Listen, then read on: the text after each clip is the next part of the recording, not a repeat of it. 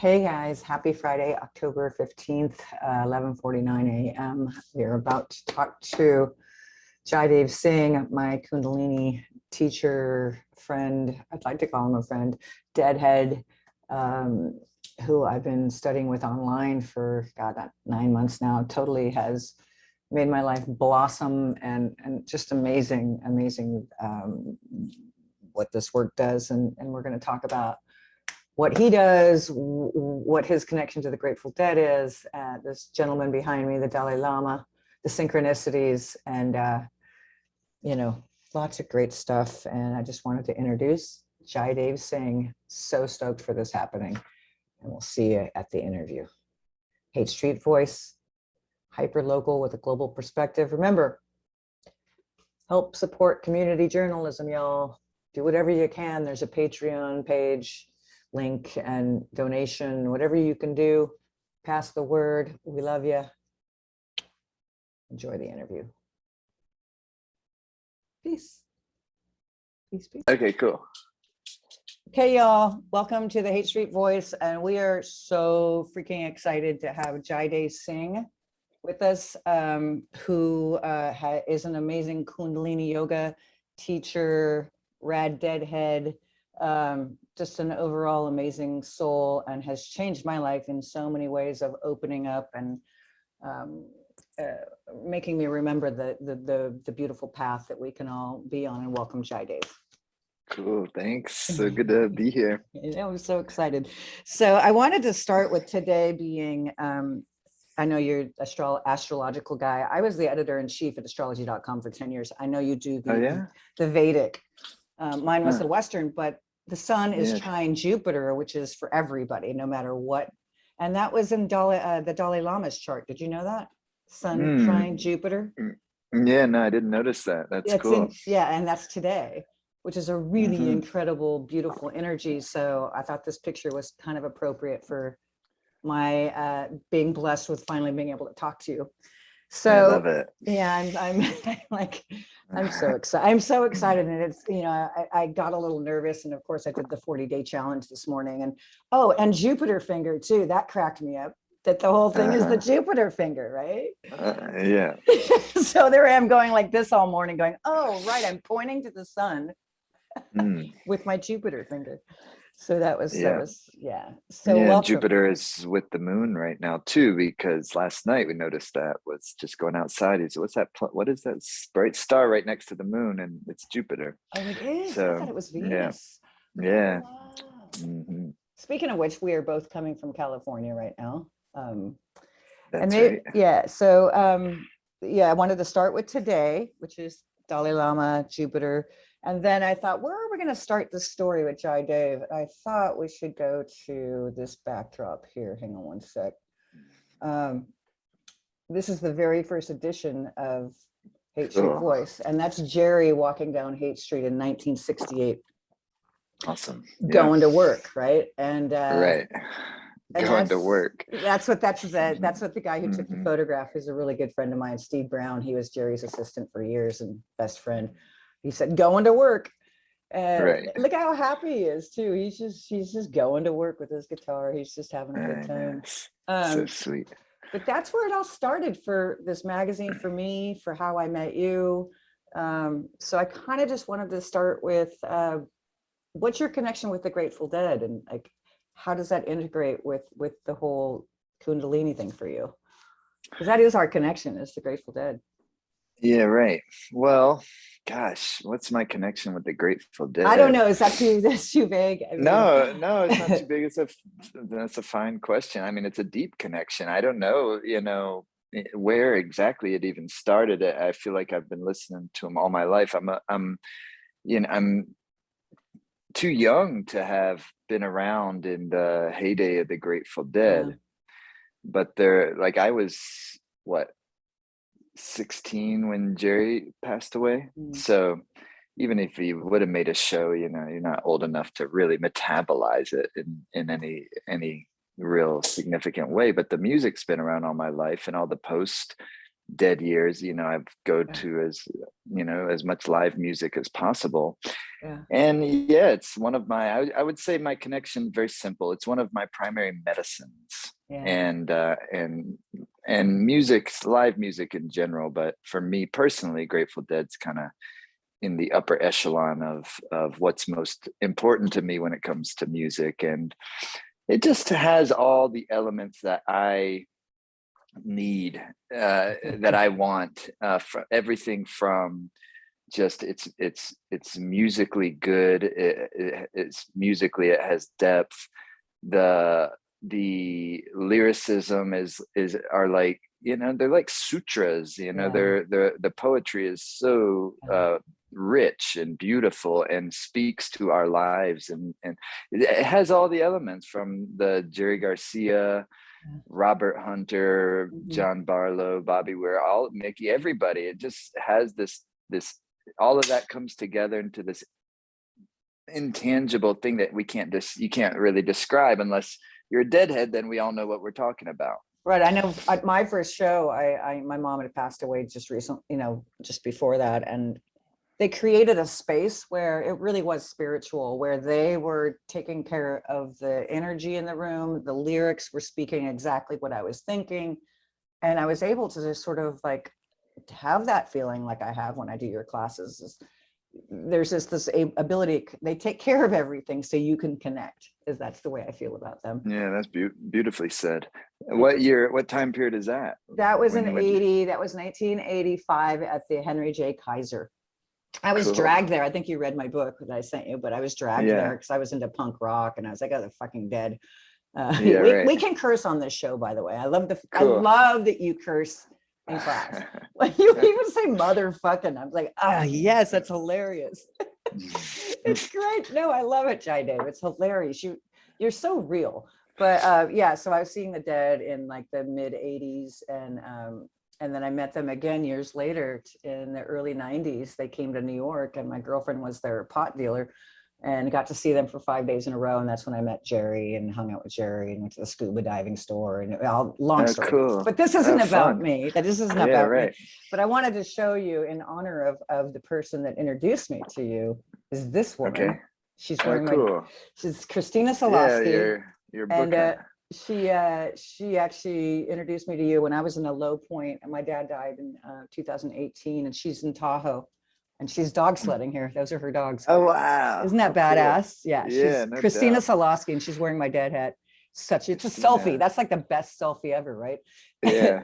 But anyway, she introduced me to you and your work and Simrit's music. And it was at this pivotal moment when it just was like, I was so ready for something, you know, and it wasn't, I didn't know what it was. And she goes, oh, Jai Dave. I mean, she said it sort of under her breath, you know, that's the awesome. Life Force Academy. And I was like, oh, what is that? And then she's like, a couple months later, I was like, I feel lost, you know, what's going on? And she, Jai Dave, like really simply. And then finally I did the dollar entry, you know, that you do, which is a really wonderful way to get people to sort of just check it out without the pressure, you know, because it was a total, I mean, I do yoga, but it was quite frankly, I was kind of sick of the whole, God, how many downward dogs and the whole routine and the thing. And this was just like, you create this space again, kind of like the Dead for me personally, where, you know, I love the fact that you're sort of talking, and I like the sound of your voice, but then the music's going, but then I'm also doing something with my body. It's this wonderful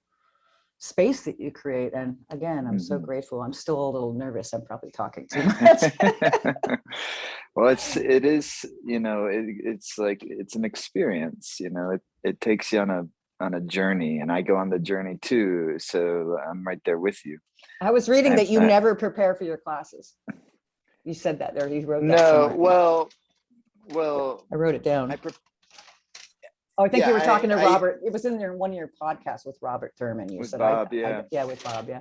Well, that is true. Like, I don't prepare what I'm going to teach, but I was thinking about that more recently, and I realized I do prepare, but I don't prepare by determining what I'm going to do in the class. But I do prepare my mind, but that's different than preparing, say, like, okay, we're going to do this and this, and this is what I want to talk about and all that. Mhm. Because I just learned over the years, for me, is that when I would do that, I didn't ever feel it was, I just felt it was always better when I didn't. But preparing my mind is something different, to where you're preparing yourself to be in a good attunement with the present moment, to be very present, to empty myself as best as I can, so that we can just allow the natural creativity to flow through. Mhm. And so I do prepare in that sense, but I don't prepare in the sense of, okay, we're going to do this, this, then this. Right. Right. Well, it's interesting you mentioned the world. The thing about space, I have this written down. I have notes, and I'll refine them, but they all tend to get in being in Aries that I am.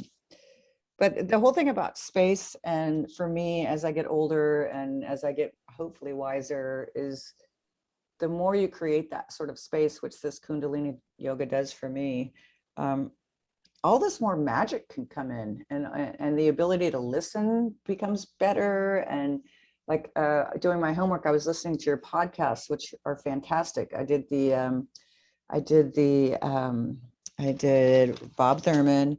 I did Mick. Hang on, I wrote it down. What's his name? The hip hop Cactus. And then Cactus. yeah. Cactus, yeah. He's so cool, dude. Super cool. Secret Agent 23 Skidoo. Never heard. He I don't is have a cool. kid, so yeah, he was Well, so right. Well, he is cool. He's Grammy Award winning hip hop artist, but beyond that, he's a magical person, and he's famous for Kid Hop, but I knew him before that as just an extraordinary great MC.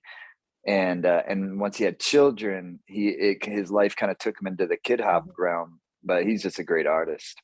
Yeah, I really enjoyed that one. And then he did Mhm. Trevor Hall, who I adore. I knew him Yeah, probably cool. years ago. Yeah, and Yeah, Trevor. there was all this sort of like theme for me personally, and you guys all sort of talked about it or touched upon it, was the whole Joseph Campbell, the hero's journey, the mythological, journey that we're all on. And I just really was like, holy moly, he's a great Kundalini teacher and a badass podcast dude. Like you're really, and I love there's a quote from you as well that you say that you want to, hang on, where did I write it? Sorry, is that you want to listen to people who are living their life.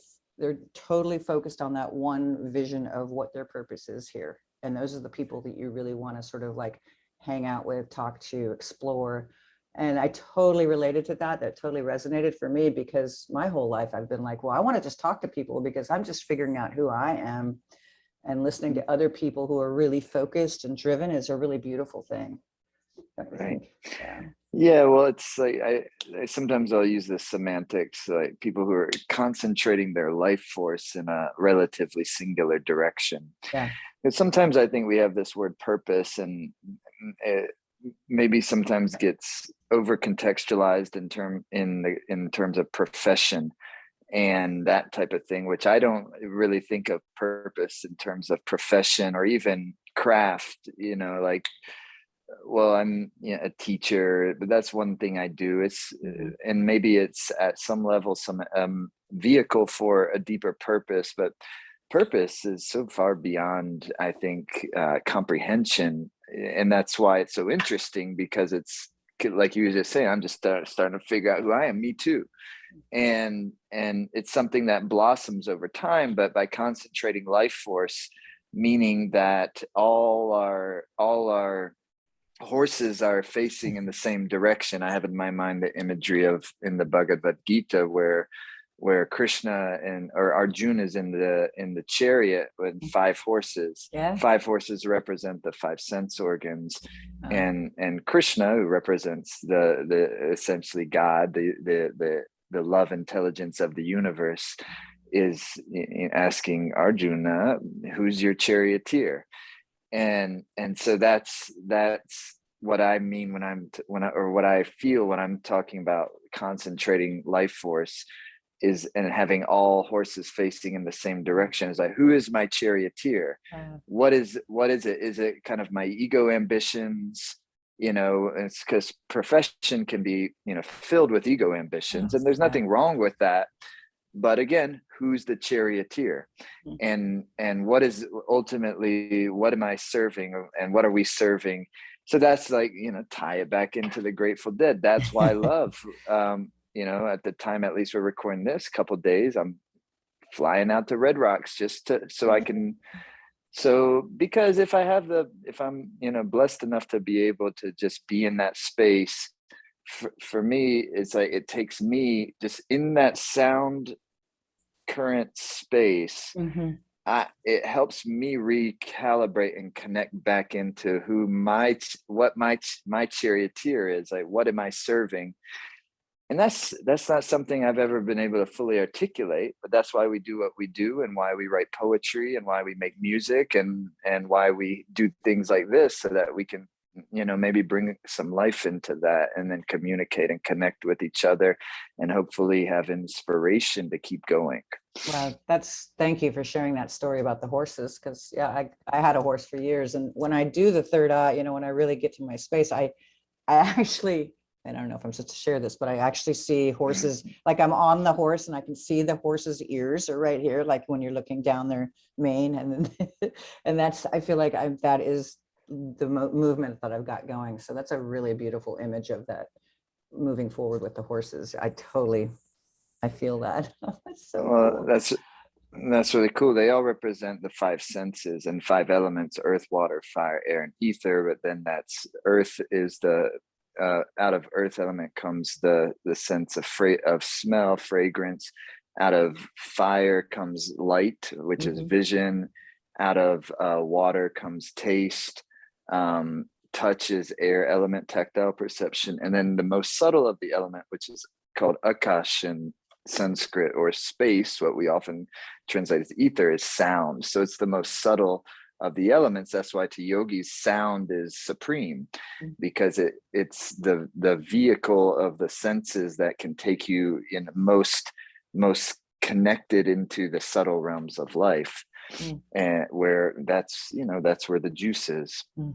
That's All probably of the elements can do it, of course, but the sound is the most subtle. the gong at the end of the classes really it's trippy. It's like it is like being on a trip, quite frankly. Not that I'm a huge drug person, but of course I've taken mushrooms and psychedelics in my life, and it has that feeling of breaking through, you know, the kaleidoscope of your psyche, kind of, you know, and breaking away all the Totally. darkness, kind of like, all right, I don't need that anymore. Right. That's cool. Yeah, I love that part. Okay, what do I got next here?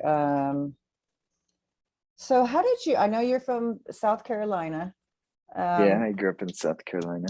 And then how does a young man end up in Nevada City, California, with a beautiful wife and an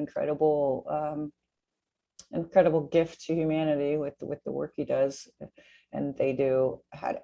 Not that you can explain all of that, but I know your journey is that you had some illnesses when you were young, and so the Ayurvedic stuff really sort of, that was what sent you down this path, you think, or is that part of it? Yeah, that was a catalyst for sure. Yeah. That was as a teenager, still in high school. Then I moved to Middle Tennessee near Nashville, where I was going to school, or attempting to go to school. But it was I was going to school to study production and technology in the recording industry, actually. But I was 18 and had just gotten to the university that had that program. And that's when I took my first Kundalini yoga class, and it happened to be Kundalini yoga class. And that really had an impact on me. And so as hard as I tried to focus on school, I was just really got into yoga practice, and it really turned my life in a different direction. And it's all, and you know, there's all sorts of stories inside of this, but you know, the quicker version is then I said, well, let me this isn't quite working. So I moved to Charleston, South Carolina, for a little bit, because at that university I was at, in order even to get into the classes where you're in the studio and you're actually learning like production, you had to go through 2 years of doing like, you know, all of the math and, you know, get all your credentials of a university. And I didn't have the bandwidth for it at that time. I had just gotten out of high school. I was like over all that kind of stuff. So I went to South Carolina again with Charleston, and that's where I met Simrit, and I was teaching yoga there. Wow. And I started teaching really quick, because my teacher that I had met, he didn't live near us. He just came. You know, he lived 3 hours away. There wasn't any yoga studios in that area where we lived. And or if there was, there certainly wasn't any Kundalini yoga at that point in time. Now there is in you know, all over the place. But at that point in time, there wasn't. And in Middle Tennessee. And so that teacher, my first teacher I had, he said after a few months, he was like, well, he couldn't come very often. He came once a month. He said, well, you should just start teaching. So I was like, all right. He's like, well, you just do. Yeah, I don't know how to teach, but he's like, you just, you know, you just do it, and you just tell them what to do, and that the rest will take care of itself. And you know, read the thing if you don't remember it, whatever. So it was just on campus, you know, and we would do it on campus. I don't even remember how I advertised it or how people found out, but people came. We'd just be outside on the grass, and so kind of right from the get-go, it just worked for me. And I never had any ambitions to be a teacher. It just like took off right from the get-go. That's why I kind of feel like sometimes I think we are picking up where we may have left off. Oh yeah. And oh yeah. And 100%. you know what I mean? Like, how does like, I mean, I went to SF State to study journalism, moved to New York City, you know, did all of that for 9 years, came back here, and now I'm got a mag. And I went to SF State, study with Ben Fong Tourist, who I just went to his film opening for, like a Rolling Stone, about him being a journalist for Rolling Stone for all these years. And then oh, cool. It's like and I was living on the corner of Haight-Ashbury. So everything is full circle for me, 100%. That whole Saturn return kind of thing. So I think I feel the same way, that we're sort of like born into this thing, and then we get totally maybe not tangentialized or whatever, and then we finally find it again, hopefully. Yeah, that drive, you know. I feel that. Yeah, so that just took off, and it took off in, like, it didn't take off like in some, you know, business fashion, but it took off in terms of, this is what I was going to be doing, this is what I'm interested in. I moved to South Carolina, kept doing all that, and then eventually, though, I really wanted to study Ayurveda more deeply, the healing medicine of India, and it's, you know, an important branch of yoga. And so I moved to Grass Valley, California to study Ayurveda, because that's where the California College of Ayurveda was. And at that point, there was two main schools. There was one in Albuquerque, New Mexico, the Great Vasant Lad School, the Ayurvedic Institute. And then there was this one, and I really kind of wanted to go to study with Dr. Lad, but I didn't want to live in Albuquerque. And I wanted to come to California. And so I moved to Grass Valley. You know, a couple years later, Simrit moved out here. We ended up, you know, having a child, and we never left. And so here we are, you know, close to 20 years later. And that's how we got out here. We love it here. We love it. We're so glad you came. Yeah. Thank you, universe. And so to tie things into, I'm so excited that you know, my magazine resonated with you. The Haight Street Voice resonates with you, and the energy of the hate and the Grateful Dead and all of that. And, you know, what does the Haight-Ashbury mean to you energetically, San Francisco in general? Like, what is your vibrational connection to it, emotional, whatever that, what is your connection to the San Francisco Bay Area, California in general, but coming down to where the counterculture basically exploded? Yeah, I mean, in a certain way, it's kind of like a place of pilgrimage. It's, you know, it's so important to, I think, you know, it's such a crucially important piece of not only American history, but just the blossoming of consciousness in our world. And the revolution of consciousness that first of all took place and was kind of like the pillar, the sort of, for at least a period of time, the nucleus of it seemed to be in that area.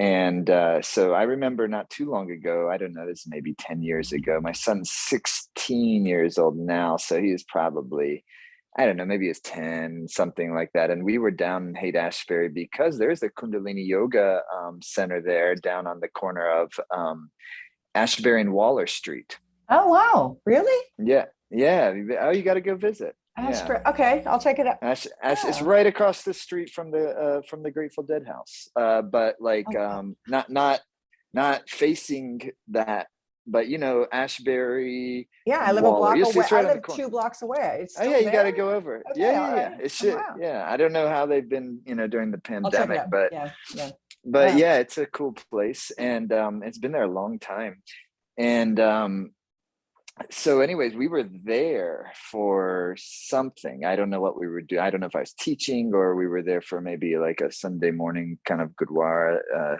Sikh ceremony. But I was walking around the Haight, you know, with my son, just kind of trying to transmit like some little bit of history of what happened here. And how important it was. And he was like, Papa, is a hippie the same thing as a gangster? Well, because they are OG. Yeah, I was like, not really. Kind of. So, against the grain a little bit. You know, but it's hard to transmit. I mean, hippie to me is a very positive word. Oh yeah. And represents all the things that, you know, I think are good and beautiful. And so yeah, to me that it's sacred land is what I would say. The sacred land, the Haight-Ashbury, the whole St. Bay area. But you know, here we are at the Haight Street Voice. Well, it's funny. I had to get the hell out of here because I grew up here, so I needed to everything was whatever and hippy dippy, and it drove me crazy when I was young. So I went to New York, which, you know, I lived back in the mid 80s, was still amazing. I mean, it had Jean-Michel Basquiat and Keith Haring were still tagging, and it was still like a really kind of raw, there was still that raw energy. I'm so grateful. That's cool. But I came back. back to where I started, like we were talking about earlier. And so then let's see, The Hero's Journey, Grateful Dead. Oh, so I've been working with Dr. David E. Smith, who was the founder of the Haight-Ashbury Free Clinic back in the 60s. Saved a lot of people. It's right over on Clayton Street. And he's a wonderful man. He's in his mid 80s now. And he's looking to continue to work with helping people in need. And he's very starting to get really connected with the whole psychedelic treatment, psychoactive treatment for PTSD and depression. And the fact that I have this lined up to show you. Sorry, I like my backdrops, but I mean, even on the cover of Newsweek, that was the beginning of October this year, a couple weeks. That's great. It's on the cover of Newsweek, which is pretty psilocybin. Yeah, that's fantastic. Phenomenal. So, and he's a doctor, a real guy. So I just think it like Fantastic Fungi, that movie, I've watched it a million, like just knowing that underneath this, all of this, and the way we're all interconnected, just like that mycelium, and that I feel like it is coming full circle back to the idea of yoga and you know, not that you have to take psychedelics, but the whole psychedelic mind frame. And I feel like it really, maybe it's just because I'm in that area of mushrooms are coming up and my yoga practice has become really solid. And I feel like, whoa, I got mushrooms on, or psychoactive drugs, and I've got, you know, this strength of yoga in my peripheral and all around me. And I'm so grateful for it. And then you know, even Nicole Kidman's in that 9 Perfect Strangers where she's, you know, have you seen it yet? I mean, I started watching it. It's all right. A lot of people. But the idea that like it's so mainstream, it's wild. And then of course this Newsweek thing, and then, you know, it makes me think that everything is connected, you know, obviously, I mean, not obviously, but I mean, as I get older, everything is, there is an interconnected thingness to everything. And when we start to really sort of, and the yoga helps me, your teachings help me get to that faster and go like, duh, like, oh yeah, right. How did I forget that? Did I lose you? No, there you are. No, I just had to adjust something. I'm here. Okay. Mhm. So I just wanted to say that, wait, I thought I'd lost you. Oh, Timothy Leary told me something when I knew him in New York, and it's always stuck with me. I said, why are you hanging out with me? Like, I'm just like a journalist from San Francisco and I'm not that intelligent. And he says, you are intelligence, and intelligence is the ability to see the relationship between things. And you have that.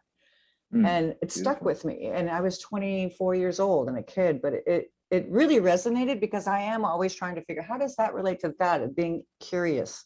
And the relationship between everything is, I mean, that is why we're here, is to try and understand that, right? Do you agree? I do agree. I do agree. Well, that's maybe you could riff on that a little bit. I mean, that's the great mystery, isn't it? It's everything somehow does seem to be connected, and yet we're also separate.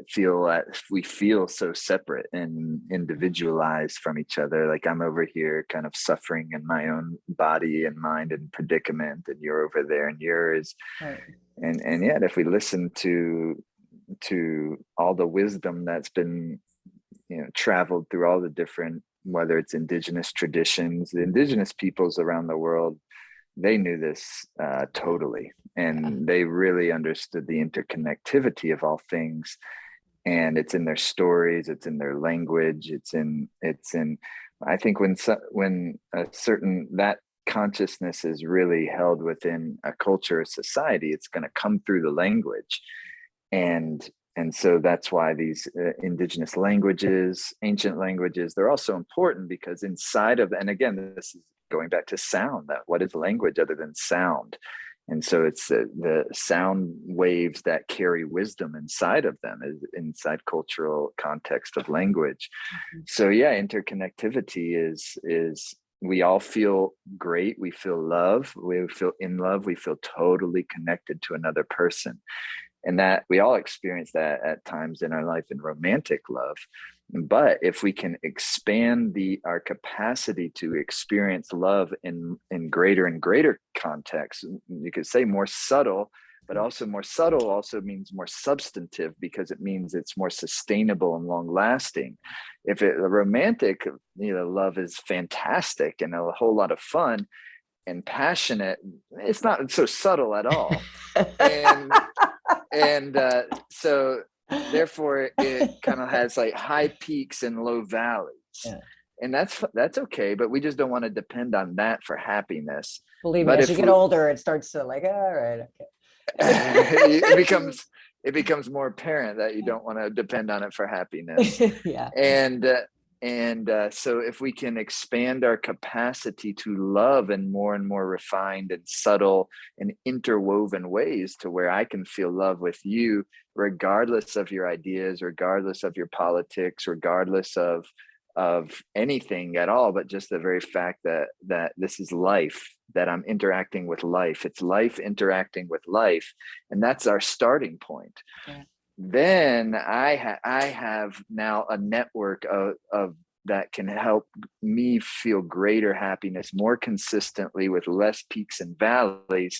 And that's what the Buddha's teaching. That's what all the yoga practices are about, is how do you tune the instrument that is the mind and body organism to experience more subtle wavelengths. And going back into music, that's why we love it, is it takes us into these more interwoven, connected. If you've been at a Dead show, and when it's especially if it's a really good one, and you have those moments where everybody's on the same wavelength all at the same time, and it's a field of love.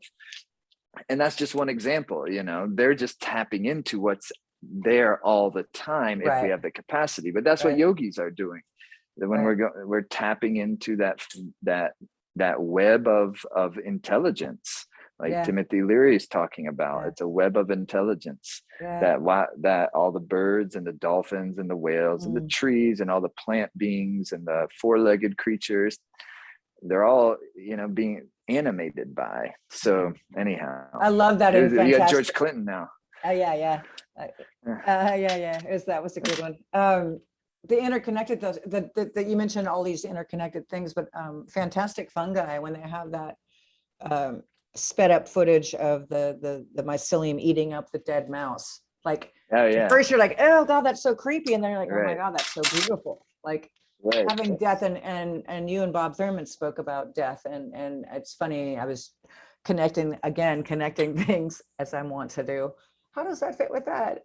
You're talking to Bob Thurman, and yet we love the Grateful Dead, and the dead is, except, they're called the Grateful Dead for a reason. And that's something I think a lot of us forget to remember, that death is a beautiful part of the whole thing, and having lost my mom when I was younger, it made me that much more hungry for life. I mean, it sucked balls, it sucked horribly, but it really gave me the courage to really go out there and,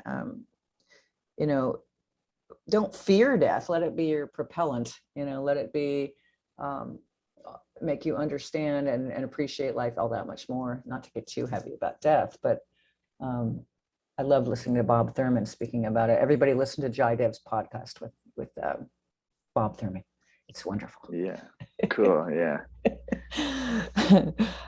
Okay, going back to, and then we can wrap it up. I don't want to take too much of your time, and people's attention spans are not that long. But I wanted to say that if you, let me just put this one up. If you could say, so my magazine is hyper local with a global perspective, right? So it's about community, no matter where you are in the world. I don't care if you're wherever you are.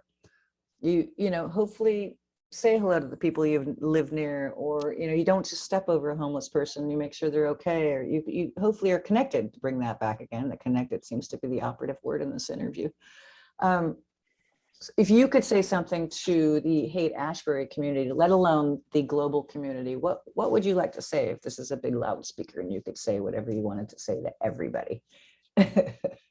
Oh, I don't know. Just keep going, one baby steps, one foot in front of the other. And, Haight-Ashbury community, I mean, you're kind of living on sacred ground there. And so there's such a richness. We keep bringing up the mycelium network, and that we're actually all walking on that type of network of fungal intelligence, actually, and interwoven connectivity. That's just one physical expression of something that's always there. Yeah. And so, Haight-Ashbury is on hallowed ground, and there's and what it represents is not, yes, it's counterculture. I took when that year or so I was in going to school in Middle Tennessee. I took this fantastic class called counterculture, or it was counterculture literature. So, we read the electric Kool-Aid acid test. We read One Flew Over the Cuckoo's Nest. We read Turtle Island, Gary Snyder, who lives up the road from me, actually. Wow, cool. And here in Nevada City area. Awesome. And all of that. And yes, it's counterculture, but that movement where, popularly, of course, it gets associated with, and appropriately so, LSD and the psychedelic movement and use of substances, but really, like, those were just catalysts. Mm-hmm. And those were just what kind of opened up the doors of perception that allowed us to experience the more substantive layers of life, and then so that then they can be nurtured and birthed into new ways. And so, I'm so proud of that culture, and that, and then also, to me, it's my elders, like, Bobby Weir sitting behind you there, who to me is a beautiful representative of really a very genuine wisdom heart elder, who lived through all that as a young person himself, but it's not just like didn't get stuck in an era. When you go listen to the Grateful Dead, it's not nostalgia music, it's living. You go there because it's alive. and And the same thing, I think, with everything that was a revolution of consciousness. That's when, you know, Kundalini yoga and all the different yogic traditions actually arrived in this country. It was happening all over the place. And so it was a force of a movement of energy that we're all still a part of. It's not something like some historical antique that happened that we reminisce about it like we're going to visit its relics in a museum. Right. But rather, this is something that we still need to be caretakers of and nurture it where it is now so it can continue to blossom. And that's has to do with art. It has to do with serving. It has to do with all the different facets of our education, society. healing, politics, even. Yeah. You know, for those who have a dharma in that field. You know, we need to pray for those folks. So all of it, you know, all of it, whether it's marching in the street or raising our kids or, you know, creating our art or, you know, creating our businesses, but it's creativity is really what it all comes down to is how are our lives uniquely creative? And my life is uniquely creative in a different way than yours is. Look at what you're doing, you know, and that's that, you know, and sometimes our creativity is public for others to see, but often it's not. You know, often it just happens in the confines of our own kind of personal space, and that's just as important as you know, creativity that may be out in public, because creativity, when it's really inspiration, move me brightly, it's creativity. Creativity is adding to life as it happens. It's in yoga and Ayurveda, the Mother Earth energy is called Prakriti, she who wishes to become many. And so by just being creative, you make yourself healthier. Wow. And by having creative outlets in your life, it's good. And in a certain way, the most important medicine we can have. So anyhow, that's creativity. What's more creative than Haight-Ashbury richness and legacy? Wow. Well, that was really beautiful what you just said. I'm so glad I am recording. I'm like, am I recording? Cool. Like, yeah, panic. Thank you so much, Jaidev. Yeah, but I was just going to say, when you were speaking, Bob Weir does say in this interview that there is actually a magnetism, like an actual energetic thing about those 3 blocks in the Haight. There really is. Like, I've lived here in the neighborhood, but there is some sort of magnet. There is this energy here. There really is. Yeah. It's really interesting, you know. Totally. Well, I can't wait to come visit again. This is making me want to visit. Well, thanks so much. And yeah, people, go check out John. I'll send all the links and everything in when I post this. But man, thank you. You really, I can't even tell you how much you said something in last night's class about your nerves. I think it was your actual, you know, the nerves in your body are dancing, and they're happy, and I was like, oh my God, it's totally, there was a party going on in my body. You know, it was like, it was so cool. It was like, that's exactly what it feels like. Even though I'm in Shavasana, my body is so happy right now. And thank you for guiding me there. You know, I really, you're so welcome. Yeah. So peace to you, and get your ass down here, and hopefully I'll see you at one of these music events down the road. I'm certain of it. All right. Well, thanks so much, Linda. This was fun. Satnam, thank you so much. I know you're a busy guy. Okay. Peace. Pleasure. Peace. Ciao. Bye.